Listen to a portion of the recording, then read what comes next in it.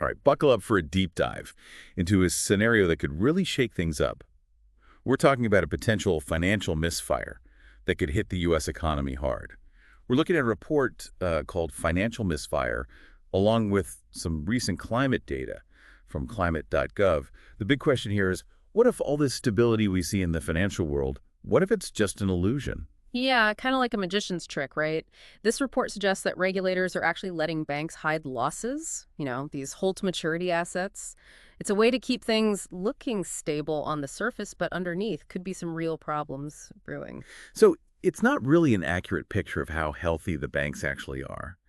How do these hold-to-maturity assets even work? Like, how do they hide the real situation? Okay, so think of it this way. Imagine you bought a house a while back, and now its value has dropped, like Yeah. way down. But instead of admitting that loss, putting it on your balance sheet, you just hold onto the house hoping it'll go back up in value eventually. That's kind of what banks are doing with some of their assets. But wouldn't that create a really misleading picture of their actual assets? Wouldn't that eventually catch up with them? Yeah, exactly. It's like a ticking time bomb. And this report says that this illusion of stability, it could be shattered by a bunch of things happening all at once, especially natural disasters and all the economic fallout that comes with them. Interesting, because we have had some major events recently, right? Hurricanes Helene and Milton, and of course those terrible California wildfires. Are those the kinds of things that could set off this financial misfire? Absolutely, yeah. The report makes it clear that natural disasters, they don't just cause damage in one place. It's like a ripple effect through the whole economy. Insurers, government budgets, everything gets hit. Take the California wildfires, for example. They're estimating the cost at something like 150 to 200 billion dollars. That's a massive hit, especially for the big insurers like Travelers, Chubb, Allstate. Even California's FAIR Plan, the insurer of last resort, they must be feeling the pressure. And this is where it starts to feel real for all of us, isn't it? Natural disasters cause inflation, and we've got this huge U.S. government debt refinancing coming up, over $9 trillion in 2025. Trying to refinance that much debt in an unstable economy, that sounds pretty risky. Yeah, it's a really dangerous combination. And we can't forget about the banking sector itself. It's already showing signs of stress, big time. Credit card defaults, for example, they're going through the roof. We're talking levels we haven't seen since the 2008 crisis. $46 billion in write-offs in just 9 months of 2024. Wow, that's a scary number. Makes you wonder how much rising interest rates and maxed out credit cards are playing into this. It paints a pretty bleak picture of how the average person is doing financially, doesn't it? It does, yeah. And it's not just consumers who are feeling the strain. The commercial real estate market, it's facing its own problems. With AI and remote work becoming more normal, a lot of office spaces are just empty. And that leaves regional banks open to some serious potential losses. So we've got consumers struggling, a shaky commercial real estate market. The report also mentions shadow banking. What role does that play in this potential financial misfire? Right, so shadow banking is basically lending by these non-depository financial institutions. They've become really important in recent years, but they operate outside the normal banking regulations. And the report suggests that this lack of oversight could make a financial crisis even worse. It sounds like there are a lot of weak points in the system, all connected. But going back to the financial misfire report, how does it tie all this together? The natural disasters, the struggling banking sector, and this shadow banking system. Well, the report points out this big disconnect. On one hand, you have all these optimistic earnings reports from the big banks, and on the other hand, you have this real economic hardship that people are facing. It argues that banks are using accounting tricks to hide potential losses. So these bank earnings reports, they might be making things look better than they really are. Can you give us some examples? What are you seeing? Sure, look at JP Chase. They did increase their reserves for loan losses, but it's a tiny increase compared to their total loan portfolio. It's practically nothing. Then you have Wells Fargo, a big player in the California market. They actually decreased their loan loss reserves, Yeah. which is kind of crazy considering all the economic problems they're facing. So it's like they're manipulating their financial statements to make things look better than they are. Is that even legal? That's what the report is suggesting, yeah. And it raises questions about those FED stress tests, the ones that are supposed to make sure banks can handle economic shocks. The report says these tests have become too predictable, not realistic. They're creating a false sense of security. So we've got this illusion of stability in the banking system, plus all the economic fallout from the natural disasters. The report also talks about a pretty radical shift in thinking when it comes to investing. Can you tell us more about that? Yeah, so the report challenges the traditional wisdom about fixed income, especially this idea that long-dated U.S. Treasury bonds are a safe haven asset. It argues that with interest rates and inflation going up, long-term bonds are actually really risky. Wow, that's a bold statement. I understand that inflation eats away at the value of fixed income assets over time.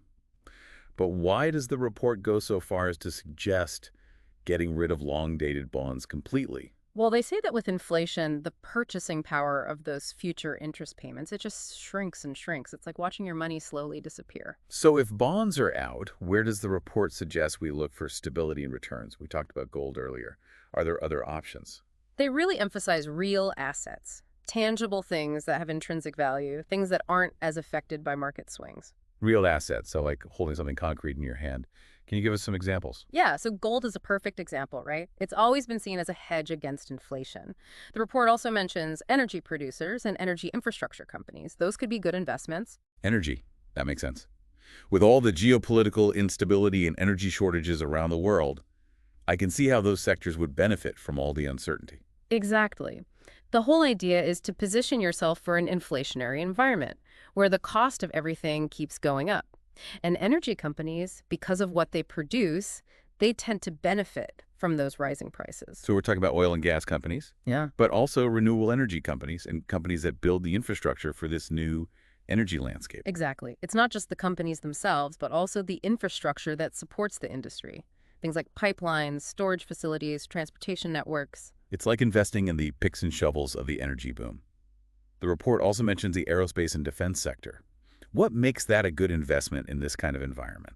Historically, aerospace and defense companies do well during times of global uncertainty and geopolitical tension. When the world feels dangerous, governments spend more on defense. Yeah, that's a pretty consistent pattern throughout history, unfortunately. The report actually proposes a specific portfolio allocation, equal weighting in IT, energy, and aerospace defense. They call it the Smart Defense Equity Portfolio. Right, it's an interesting approach. The idea is to diversify across three sectors that are likely to benefit from what's happening in the world, instead of trying to time the market or pick individual stocks. So it's a way to reduce risk in a volatile market by spreading your investments across these three key areas. Exactly. And to support the strategy, the report has some pretty convincing back-tested data. Remember that 135% total return we talked about?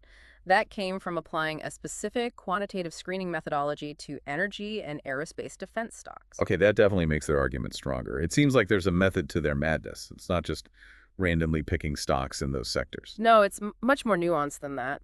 The report emphasizes a disciplined, quantitative approach to investing. It's about finding companies with strong fundamentals and a history of solid performance. So it's about analyzing those traditional metrics, like earnings growth, sales growth, dividend payouts, debt levels, but also looking beyond the numbers to assess a company's overall health. Exactly. It's about considering the management team, the strength of their business model, their ability to weather economic storms. So it's a holistic approach to evaluating a company's potential, Right. taking into account both quantitative and qualitative factors.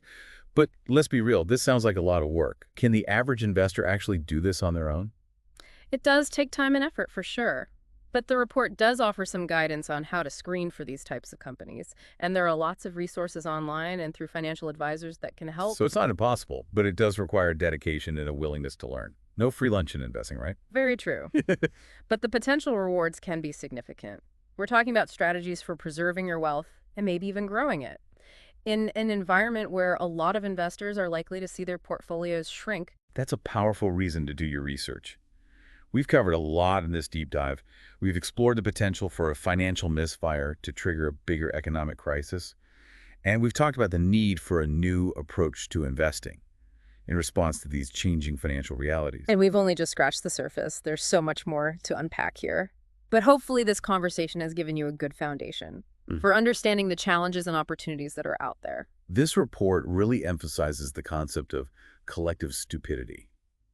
What do you think they're trying to say with that phrase? It's an interesting term, for sure. I think it highlights this tendency towards herd mentality in the markets. People just follow the crowd without really understanding the risks. or questioning the conventional wisdom. Yeah, it really makes you think, this idea that people aren't thinking critically enough about their finances, especially when there's so much evidence that things might not be as stable as they seem. It's easy to get caught up in the hype, right? Everyone's saying everything's fine, so you just go along with it. And that's exactly what this report is telling us not to do. We need to think for ourselves, make informed decisions, based on careful analysis and a healthy dose of skepticism. Exactly. And it's not just about investing, it's about questioning everything we're told about money and developing a more critical way of thinking about all aspects of our financial lives. So we've talked about the warning signs, the potential consequences, and this need for a new way of thinking. But let's get practical for a minute. What can our listeners actually do to protect themselves and maybe even thrive in this environment? Well, the report gives some pretty